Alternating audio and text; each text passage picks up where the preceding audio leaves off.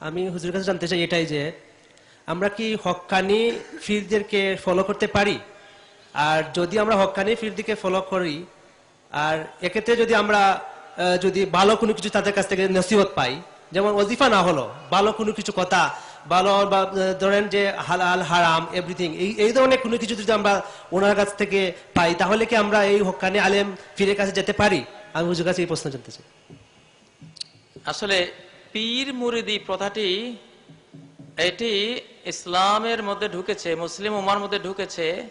ইসলাম যখন মিশরে যায়, তুরস্কে যায়, সিরিয়ায় যায়, এসব অঞ্চলে খ্রিস্টান সন্ন্যাসীরা ছিল, গির্জায় সন্ন্যাস জীবন, বৈরাগ্য জীবন তারা যাপন করত। এসব অঞ্চলে ইসলাম ঢোকার পরে কিছু ভুলাভালা মুসলিমরা, মিশরে 9টা আশ্রম ছিল, এসব আশ্রমে তারা যাতায়াত করত, তুরস্কেও ছিল। এগুলোতে যাতায়াত করতে করতে কিছু লোকেরা তাদের সেই বৈরাগ্যবাদকে ইসলামে ঢুকাই ফেলছে।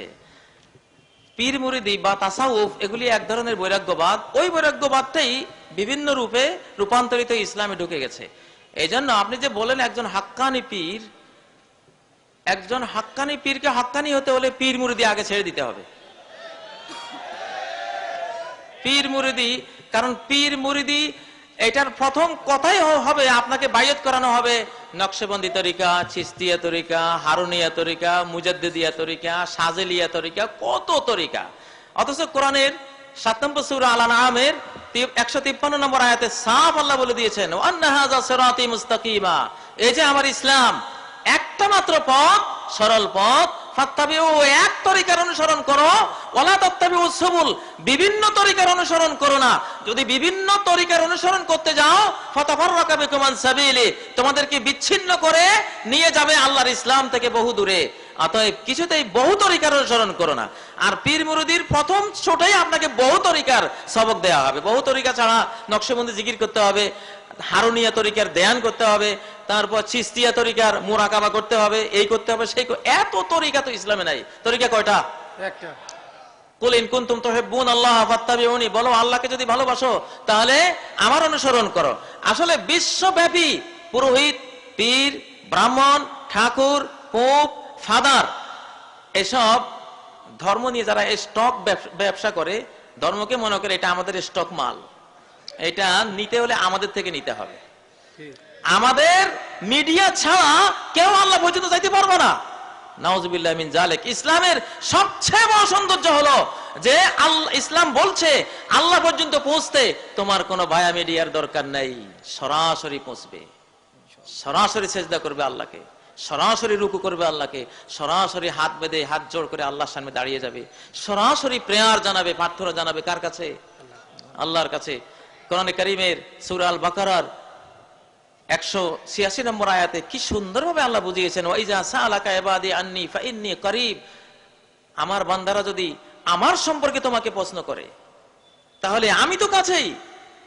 দেখুন কোরআনে প্রায় 13 বার প্রশ্ন এসেছে বিভিন্ন মাসালা বিধান সম্পর্কে। সব জায়গাতে আল্লাহ বললেন ফাকুল ইয়াসআলুনাকা আনিল আহিল্লা কুল হিয়া মাওয়াকিতুল লিন্নাস, তারা প্রশ্ন করছে তোমাকে চাঁদ সম্পর্কে, তুমি বলো চাঁদ হলো মানব জাতির সময়ের ইন্ডিকেটর, এটা দিয়ে তারা সময় নির্ণয় করবে।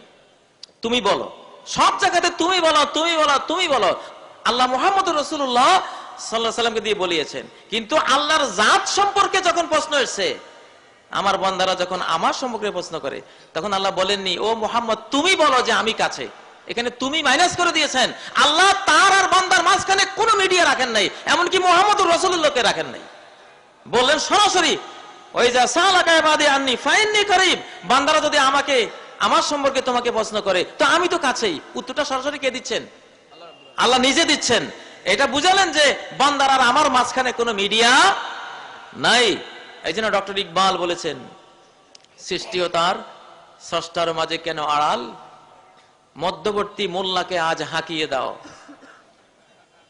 যত ঠাকুর আছে ওদেরকে হাঁকিয়ে দাও, যত পুরোহিত আছে তাড়িয়ে দাও, যত ব্রাহ্মণ, যত পোপ, যত ফাদার, যত পুরোহিত, যত পীর, যারা সৃষ্টি আর স্রষ্টার মাঝখানে আর অন্তরায় হয়ে বসে আছে, মধ্য সত্যভোগী দালাল মাবুদ হয়ে বসে আছে, এদেরকে বিতাড়িত করো। এদেরকে বিতাড়িত না করলে মানুষ আল্লাহকে পাবে না। আল্লাহর বান্দার মাঝখানে কোনো ওয়াসিতা নাই। কোনো মিডিয়া নাই, সরাসরি আল্লাহকে ডাকবো, সেজদা দেব, ইবাদত দেব, তার নৈকট্য নেব ইনশাআল্লাহ নবী রাসূলদের প্রদর্শিত পথে। এটাই হলো তাওহীদ।